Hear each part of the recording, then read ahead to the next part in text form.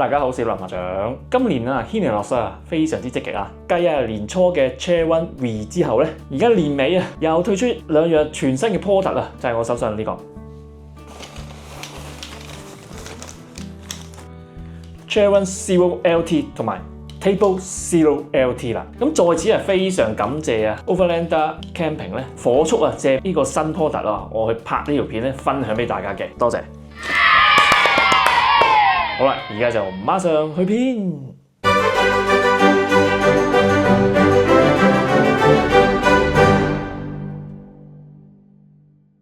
咁先嚟咧就介紹一下 Chair One Zero LT 先。咁畫面左邊呢張咧就係 LT 版，畫面右邊呢張咧就係舊版 Chair Zero 啦。咁你會見到佢個凳袋啦，明顯咧就做大咗少少嘅比舊版。咁拎入嗰陣時咧，比舊版係更輕鬆嘅。而 LT 版個 padded weight 咧，官方咧係寫539 gram 嘅，而我實際磅咧係540 gram 嘅，咁都好相近嘅。而舊版 Chair Zero 咧，官方嘅數字咧係531 gram 嘅，我實際磅咧就係540 gram 嘅，就重啲啲嘅。咁兩張嘅重量即係實際磅出嚟係一樣添啦，而家。咁你頭先睇到片頭啦 ，LT 版同舊版咧組裝上啊、配件上啊都係一樣嘅。咁你睇完見到佢哋啦，咁兩者基本上近乎係一模一樣嘅。咁除咗新版嘅凳布料啦，同埋多件小配件啦，無論係凳布嘅大小尺寸、形狀、凳腳支架嘅大小、形狀、物料、結構都係完全一樣嘅。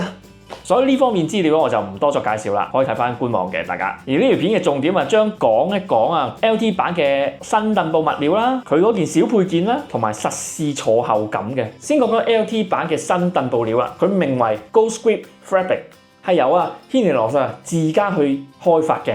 布料啊係由 100D 嘅 polyester 加上 polyethylene 去編織而成嘅，會帶有雙向彈性啊，即係話布料係上下或者左右是但一個方向係帶有彈性嘅啫。通常咧都做喺橫向嗰方面嘅，打直咧係冇彈性嘅。而我實際試過啦，咁 Ghostscript Fabric 咧打橫咧係的確有好輕微嘅彈性嘅，但係打直咧就明顯真係近乎冇嘅個彈性。呢種輕微嘅彈性咧係有助咧提升坐落去嘅時候嘅舒服感啊、包裹感嘅。而由於佢係網狀啦，咁相對翻啊舊版嘅 100D polyester Restlock 嘅布料咧，咁 Ghostscript Fabric 咧就會相對啊較涼爽啦、較透氣嘅，尤其適合香港啊又濕又熱嘅天氣啦，長時間比較熱嘅天氣啦。咁即係話喺香港坐起上嚟咧 Ghostscript Fabric 咧係相對舒服一啲嘅，比舊版。而因為 LT 版啊用上 Ghostscript Fabric 咧，所以佢嘅 minimum weight 係只有489 gram 嘅啫。咁相對翻舊版嘅509 gram 咧 ，LT 版咧係輕咗20 gram。而剛才提到嘅新配件啦，就係名為 X-Strap， 咁佢一條 X 型嘅布帶嚟嘅，咁佢咧可以套喺凳腳上邊啦，改善啊你喺沙灘上或者軟土上啊嘅穩定性啦，同埋減低佢下沉嘅可能性嘅。而佢嘅重量只有20 gram， 咁呢個舊版係冇嘅。咁咧最後咧就嚟試坐一下，究竟呢塊新凳布個感覺係會如何啊？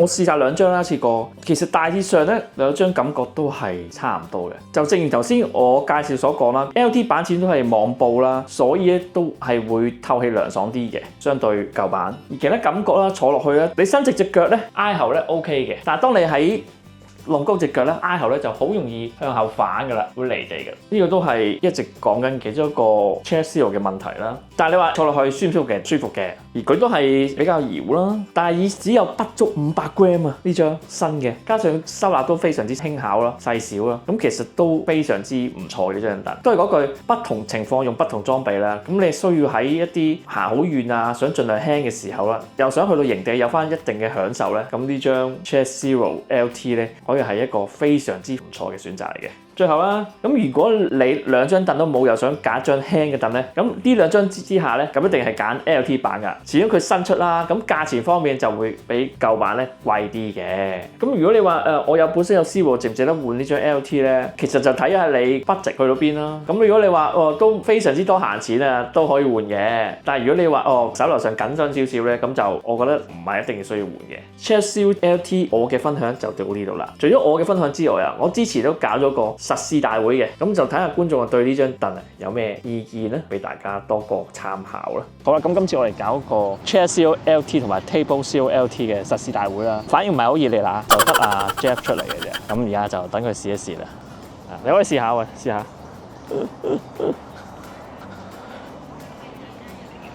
呢個係舊嘅 Chairshield。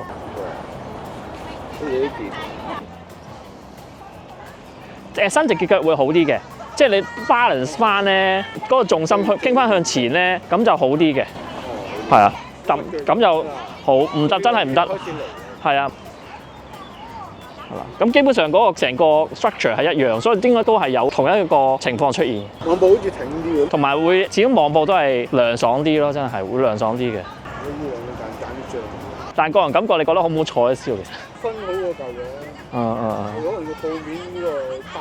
同埋佢多咗呢個 X-Trap 多用途性就都係呢張咯，所以你話買基本上都係買 LT 噶啦。咁分享完 Chairshield LT 啦，咁接下嚟咧就分享 TableShield LT 啦。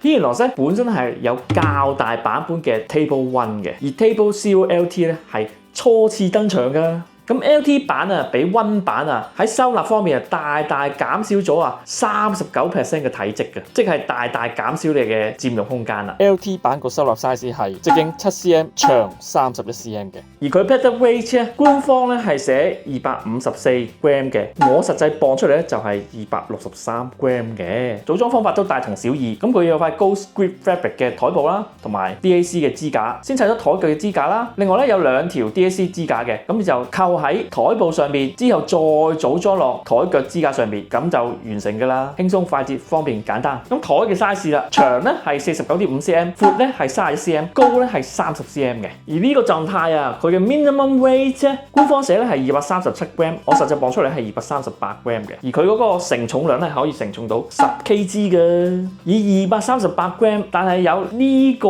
台面面積同台嘅高度咧，其實係真係非常之正嘅。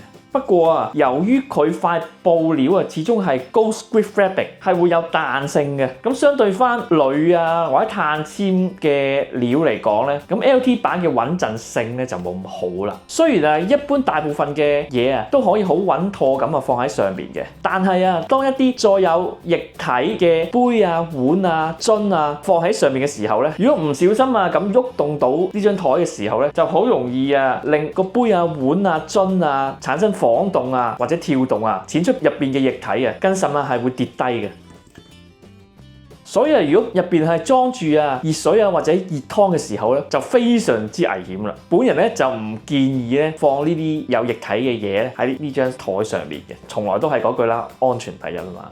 而實試當日啊，阿 Jeff 都睇過啦，佢同我嘅意見咧都大致上係一樣嘅。綜合而言啦，TableShield LT 咧真係好輕嘅，台面面積亦都唔細，高度亦唔錯，收納亦細。但係咧奈何咧使用嘅時候咧有一啲限制啦，所以啊真係要視乎翻你自己嘅個人需要啦、使用習慣啦，去決定呢張台咧適唔適合你去用啦。好啦，咁睇完我嘅介紹分享啦，同埋阿 Jeff 對佢哋嘅意見啦，唔知啊大家又有咩睇法咧？就不妨大家喺影片下方留言啊，發表你嘅意見啦，大家交流一下啦。咁呢條片就到呢度啦。如果你中意呢次我嘅分享啦，或者呢個分享咧係幫到你嘅，咁就記得俾個 like 啦，咁 subscribe 個 channel 咯，撳埋鐘仔啦，咁就唔會 miss 咗我未來各款嘅露營裝備嘅介紹啦。咁我嘅 YouTube 頻道會員咧已經開張咗㗎啦，每個月咧只需15蚊咧就可以成為校粉，咁就可以獲得校粉嘅福利啦。咁另外我都有 IG、Facebook、Threads 嘅，都歡迎 follow 埋，咁就可以獲得更多嘅露營資訊啦。還有我哋嘅 Discord 連結室可以加入去咧，大家一齊交流下露營嘅東西